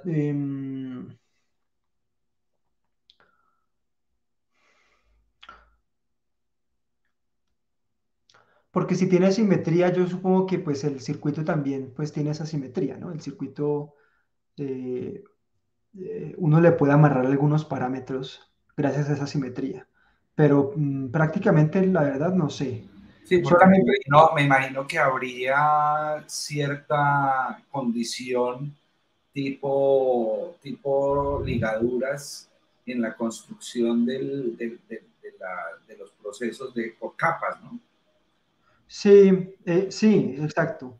Hay yo es que no me acuerdo del nombre, de pronto Nicolás se acuerda de una señora de Virginia Tech, que tiene un apellido como rumano, Economu, Sofía.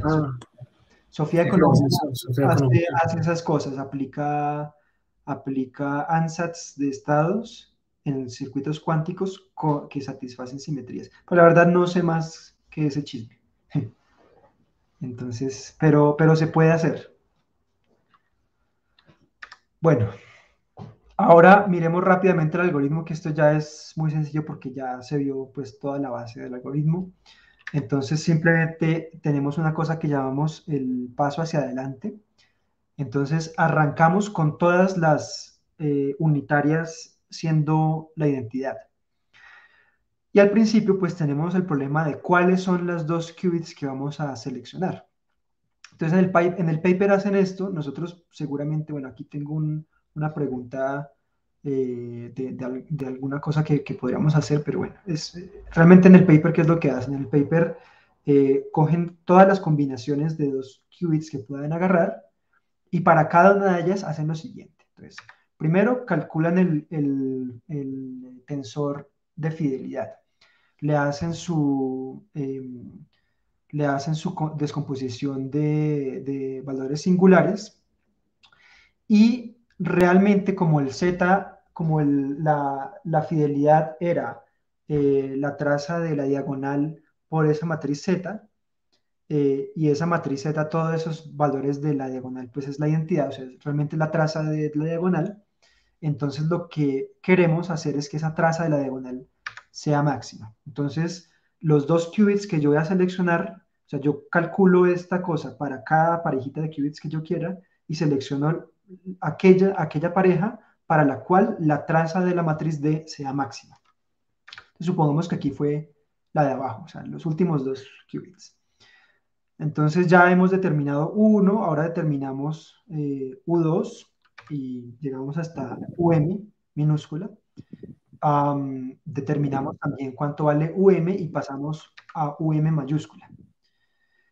Y ya terminamos, o sea, terminamos este paso hacia adelante y tenemos también el paso hacia atrás que es exactamente lo mismo, pero ahora vamos desde la última unitaria hasta la primera. Y esta... Vladimir, espérate, yo me estoy perdiendo. Esas son aleatorias. ¿Cómo así, aleatorias? Pues, sí, o sea, el valor de la U, porque nos acabas de mostrar que si uno sabe cuál es X y cuál es Y, pues puede encontrar la U que maximiza eso. O sea, Exacto. resuelve el problema. Entonces, la fidelidad de todos los casos que probemos... No, o sea, por las Ds es la cosa, ¿cierto? la D es la que te dice cuál parejita Claro. seleccionas. O sea, no todas tienen las mismas Ds, todas tienen, no todas tienen la misma las D. las Zetas con valor absoluto 1, pero las Ds no. Y eso Pues es lo que al determina. principio, aquí sí, aquí las D sí son iguales, creo yo, si no estoy mal. No deben ser, porque las Ds deben depender de trazar sobre los otros qubits. Mentira, sí tienes razón. Y Sí. entonces... No, siempre son distintas las D. Entonces, si la D te sirve para seleccionar cuál, y ajá. la U la sacas de multiplicar X por Y, que es que la sacaste del SVD. Entonces, el backward es ahora desde la M hasta la 1, y esta cosa, pues, esto está inspirado en los algoritmos de redes tensoriales, por ejemplo, de DMRG, que hace una cosa similar. Ellos también hacen estos pasos hacia adelante y pasos hacia atrás para ir minimizando, pues, en ese caso, energías o... Vladimir, una pregunta. Entonces, en conclusión, uno podría pensar que esta técnica tiene cierta similitud con una matriz de transferencia. Sí. O sea, un método de matriz de transferencia es un método que precisamente te lleva a conectar la información que pasa de una capa a otra, ¿cierto? Con ciertas probabilidades. Sí. Sí. Es como hacer una matriz de transferencia, pero sobre la fidelidad. Sí. ¿Es correcto? Ajá. Sí, listo. Entonces, a hacer un paso hacia adelante y un paso hacia atrás se le llama un barrido, y lo que uno hace pues es barrer muchas veces. Y barre muchas veces, ese procedimiento es básicamente como irle sacando la información al estado psi e írselo metiendo al circuito y cada vez irlo preparando mejor. Entonces, bueno, ya para terminar, voy a mostrar solamente uno de los resultados que ellos muestran en el paper, que es un benchmark de juguete, pero pues da una idea de para qué puede servir esto. Ellos también hacen otras cosas que no quiero ir en el detalle ahorita porque pues, requiere de pronto de más tiempo, pero... Mira, una pregunta. Sí. Eso finalmente... Pero esto es toda una simulación clásica para encontrar esas U's. Todo es una simulación clásica, sí. Sin embargo, hay versiones de SVD cuánticas. O sea, uno también podría utilizar un computador cuántico algorítmicamente para encontrar esas unitarias. En el caso, pues, en que uno tenga ya muchos qubits y clásicamente le sea imposible modelarlos. Listo, entonces el problema de juguete que ellos utilizan tienen este hamiltoniano, que es un hamiltoniano pues tipo Ising, es un hamiltoniano de Heisenberg. Y en particular toman este delta igual a 1 para llegar al modelo de Heisenberg isotrópico. Entonces, pues este es un modelo que tiene, si no estoy mal, este tiene también una parejita de fases, si no estoy mal. Si alguien sabe, que lo confirme o lo desmienta, pero bueno. El caso, ellos pueden generar el estado base de un modelo de estos en una dimensión, utilizando, por ejemplo, Lanczos. Entonces conocen completamente ya el estado base y simplemente quieren hacer el experimento de prepararlo.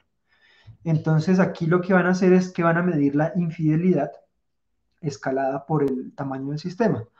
Entonces aquí los colores están, desde el azul va sistemas pequeños, creo que el L es como de 6 y el rojo es como de 18. O sea, a medida que van aumentando los colores en esa paleta, va aumentando el tamaño del sistema. Y lo que hacen es mirar esa infidelidad, pues que desde el inicio, con este m igual a 1, m es el número de capas, pues está muy bien. O sea, tiene un error como del, yo qué sé, 3-4% de infidelidad. Y a medida que uno va aumentando el número de capas, pues esta cosa, la infidelidad va disminuyendo muchísimo. Y pues realmente los resultados son muy buenos, particularmente porque la profundidad de los circuitos no son tan altas. Ahora, hay una cuestión. Aquí siempre se habló de unas compuertas, de unas unitarias que actúan sobre 2 qubits. Pero esas unitarias en general son unitarias no arbitrarias, pero muy generales. Y uno debe de descomponerlas en las unitarias nativas de los computadores cuánticos si uno lo quiere aplicar allá. Entonces, solo para mostrar, pues, es decir, ignoren la mayoría de esta diapositiva, solo quiero mostrarle aquí lo de la izquierda. Estos son el tipo de unitarias que salen. Y además, otra cosa que se me olvidó mencionarles es que el número de barridas que ellos utilizan, bueno, aquí está, el número de barridas son 20 barridas para alcanzar estos valores de infidelidad. Aquí utilizan el mismo algoritmo para entrenar otro tipo de estructuras. Entonces hay una estructura que se llama Trotter y otra estructura que se llama Mera, y pues básicamente para distintos modelos, es decir, para distintos valores del delta, ellos ven que los estados base, pues básicamente pueden alcanzar estados muy competitivos con estas otras dos, con la enorme diferencia de que aquí en este Trotter y en este Mera hay muchísimas más unitarias. O sea, la implementación... Vladimir, qué pena. ¿Seguro que las barridas son 20? Es que la escala de abajo es M sobre L, ¿no? Sí, sería no, pero multiplicar. M es el número de capas, L es el número, de spins, pero las barridas solo son cuántas veces va uno hacia adelante y hacia atrás. Ok. Sí. Entonces, básicamente, bueno, ellos también hacen experimentos en... Qué pena. Lo que tú te refieres, entonces la M es lo que vos estás llamando la profundidad. Ajá, el número de capas. El número de capas. Rompe el circuito. Sí. Y bueno, aquí ellos además para entrenar estos Trotter y este Mera tienen que hacer 1000 sweeps en vez de 20. Entonces son mucho más difíciles de entrenar. ¿Y cuál es la razón para que se vea una caída abrupta a partir de un valor? Por ejemplo, en esas líneas verdes. No, la verdad no sé. La verdad no lo sé. O sea, puede ser...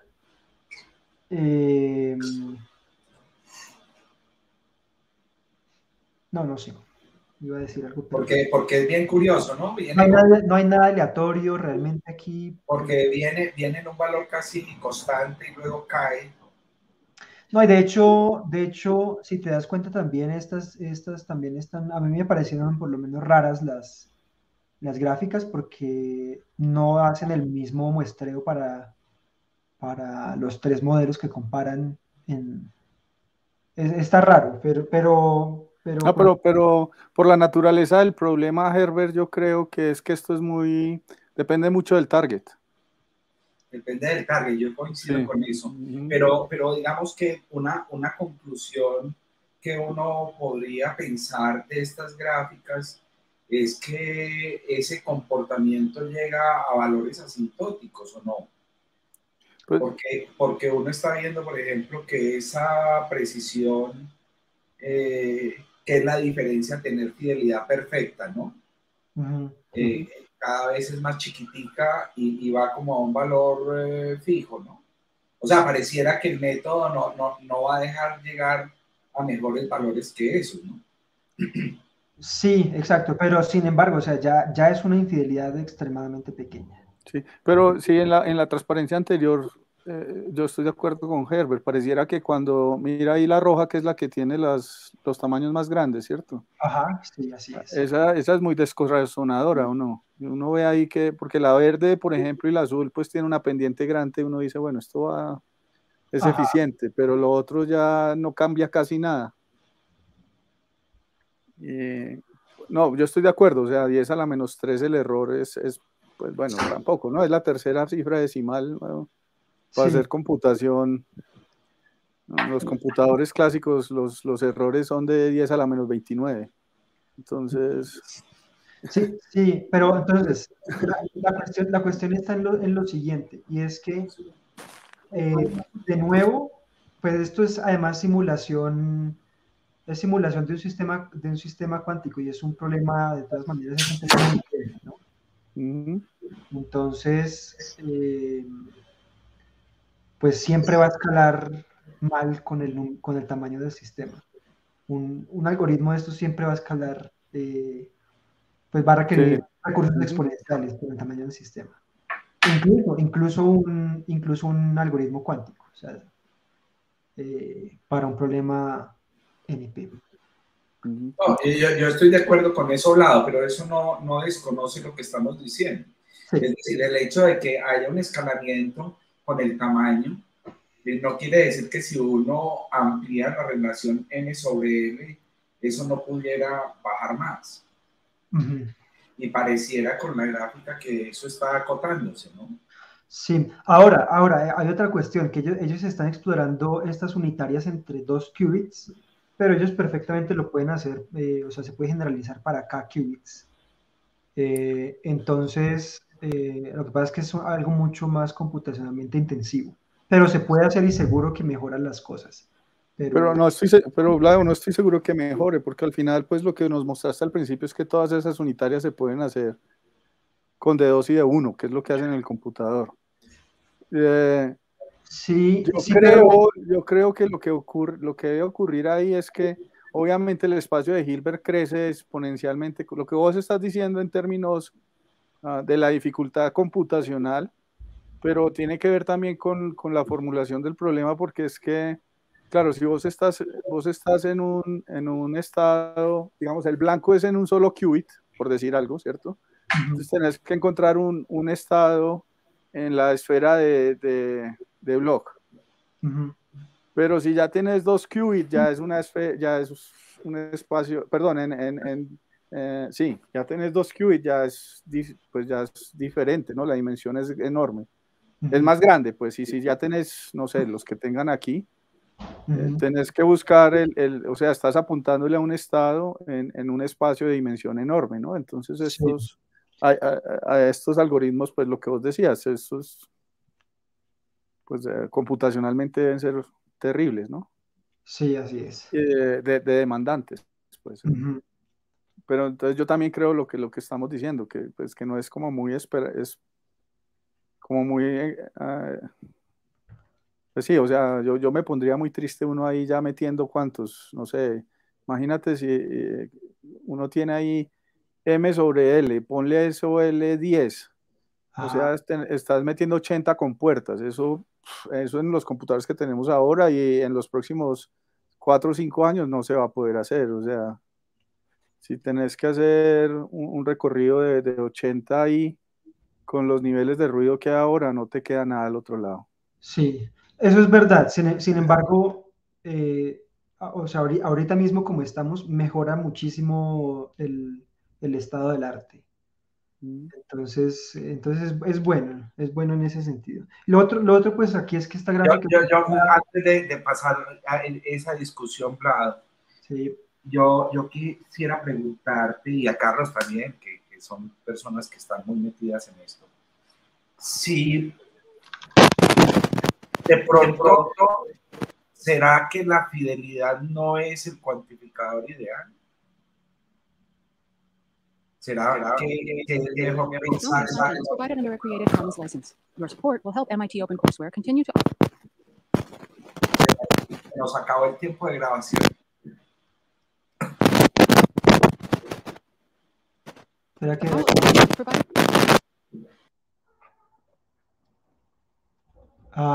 ¿qué es lo que estaba diciendo el cosito este? Creo que es que el tiempo de grabación se acabó. Ok, yo acabé de borrar una carpeta aquí en mi Dropbox que supuestamente creo que tenía muchos tweets. Entonces voy a ver si esto sigue. Pues ahí dice que esto sigue grabando, ¿no? Supuestamente. Bueno, yo hacía la pregunta que si será que es un asunto de limitación de la misma fidelidad. Bueno, sí, ahí hay otra cuestión. Entonces, hay otras maneras que la gente que está haciendo estas cosas ha estado mirando, que tiene que ver con classical shadows. Bueno, una cuestión es que uno realmente no necesita, en la práctica, uno no necesita preparar el estado cuántico de forma completa para varios algoritmos. Es decir, uno solo está interesado después en utilizar ese estado cuántico para medir cierto tipo de cosas. Entonces, realmente cuando uno cambia la fidelidad, que la fidelidad te da pues una perspectiva de reproducir el estado completo, y lo cambias por una medida, por ejemplo, de algo que llaman sombras clásicas, classical shadows, que son básicamente como tomografías parciales del estado. Entonces seguro que uno puede ahí aumentar de pronto la calidad de esos indicadores para poder utilizar esos estados preparados para ciertas cosas específicas. O sea, yo realmente creo que la computación cuántica va a ir hacia circuitos especializados en problemas bien particulares. Un correlato entre este cuantificador de la fidelidad y la dispersión en los valores esperados es cuál. Es decir, si yo tengo, por ejemplo, que la fidelidad va a diferencias de 10 a la menos 3, 10 a la menos 4, ¿cómo se evidencia eso en los valores esperados? No sé, sé que hay trabajos de eso, pero la verdad no sé. Yo ahí tengo un comentario complementando lo que dijo Vladimir, que yo estoy de acuerdo. Y eso, pues, o sea, ahora en los próximos años los primeros computadores van a estar orientados a problemas específicos. A mí lo que me parece es que pensar en construir circuitos cuánticos para generar estados, a mí siempre me confunde un poco. ¿Por qué? Por las fases. Porque imagínense que ustedes están haciendo esto sin la parte clásica, sin simularlo en el computador, ¿no? Entonces ustedes ponen las US ahí, piensen en 2 qubits, y ustedes quieren preparar el estado 1 raíz de 2, o mejor, alfa, beta con 0 y 1, y ustedes quieren que la probabilidad, que uno sea el 1 y el otro, o sea, con el más, ¿sí? Pero ustedes al final si solo tienen el circuito cuántico, al final tienen que medir ese qubit, ¿no? Estamos hablando así en un solo qubit. Y entonces ustedes unas veces van a tener 50, si lo están haciendo súper bien, ustedes van a tener 50% de veces 0 y 50 por veces de veces 1. Pero ustedes no pueden saber ahí si ese era el más 1 o el menos 1. Entonces, y si ustedes le ponen la fidelidad a esos dos estados son ortogonales. Sí. Entonces, y en términos de computación, uno al final solo va a poder leer ese 1 o un 0 con 50%, ¿no? Entonces, pues para la fidelidad esas fases son importantes, mientras que para los protocolos en computación cuántica no tanto, ¿no es cierto? Porque dependiendo pues del problema, o sea, es problema específico, pero a mí siempre me parece que la idea de buscar estados específicos pensando en aplicaciones de computación limita muchísimo el asunto, porque uno al final del día quisiera tener un algoritmo que le dé 50% de veces 0 y 50% de veces le dé el 1, y pues a uno no le importa si es con el más o con el menos, digamos, en esa situación específica. Entonces ahí la fidelidad no le funcionaría muy bien, solo por dar un ejemplo. Porque si empezás con eso, estás buscando solo el menos, el menos te funciona o el más te funciona, lo pones de blanco, pero te estás restringiendo a la mitad de los posibles casos, por ejemplo. Ya, ok. No sé, pues, si me expliqué bien, pero pues esos son mis problemas que tengo con la fidelidad. Yo también estoy de acuerdo que uno podría buscar, dependiendo del problema, otro tipo de... Eso al final es la función de costo que uno está utilizando ahí para esas optimizaciones. Sí, exacto. Sí, bueno, pues realmente yo no tengo más para mostrarles. Hay otros resultados también muy interesantes después si quieren mirar el paper ahí por ejemplo, ellos codifican imágenes, solo para mostrarles el chisme, no les voy a explicar nada de esto, pero logran codificar imágenes en estados cuánticos y reconstruir las imágenes desde el estado cuántico. Los pimentones están en posición distinta, Laime. Sí. Muy bien, muchas gracias. Entonces, pues, Vladimir, un seminario precioso. No sé si Carlos quiere hacer algún comentario de cierre del seminario. Sí, Herbert, gracias. Gracias por la invitación. Mi comentario es completamente egoísta. Invítenme todas las veces, por favor. Claro que sí. No va a estar aquí, me parece muy, muy chévere. No, gracias. Solo darle las gracias a todos y a Vladimir en particular. Gracias. Sí, Vladimir, pues yo creo que estos seminarios son muy nutritivos para el grupo.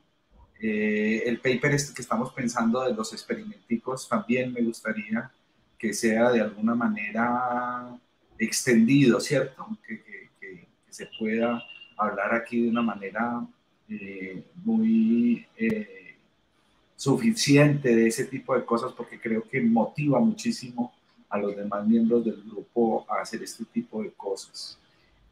Johan, que está por primera vez en este seminario, espero que hayas disfrutado de la presentación y de la discusión. Bienvenido siempre. A los otros miembros del grupo, pues agradecerle a Fabiolita que está desde Medellín. Y pues nada, estamos ya retornando con la programación. Juan Pablo, ¿nos recuerdas quién es el próximo expositor? Que será dentro de 8 días, ¿no? Juan, no sé si está caído. Se nos fue Juan. Bueno, yo le voy a insistir a Juan Pablo, entonces... Creo que es Juan Manuel. Que es Juan Manuel. Bueno, perfecto. Yo le voy a insistir a Juan Pablo que nos envíe la programación para que Carlos la tenga también y pues a los seminarios que quiera asistir con el mayor de los gustos. Bueno, yo les deseo una feliz noche, un muy buen fin de semana y pues nos estamos hablando, ¿vale? Bueno, pues... Vale. Un comentario por ahí. Carlos, que está interesado en estos temas, yo programé un seminario con alguien muy interesante que se llama Alba Cervera. Ella sí trabaja en esto de verdad. Voy a parar de grabar porque esos comentarios creo que no son... No son más, pero sí, ella trabaja